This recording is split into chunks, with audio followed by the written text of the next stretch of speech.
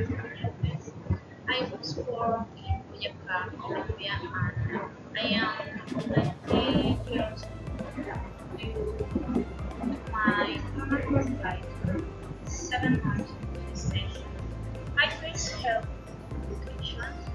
I spent part of my childhood in Pumayo, Angeles, sits and into Canada, when where I lived for 5 years. My conservative and strict mother raised me under Catholic principles.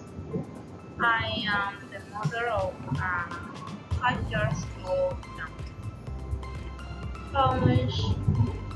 My academic career, I excellent academic and actively participate in various schools, including is council, debates, teams, and research.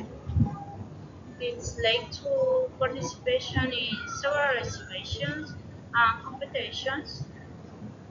I also participate in a social profit project that provide me with free technical education, enabling me to graduate as an administrative assistant during the pandemic.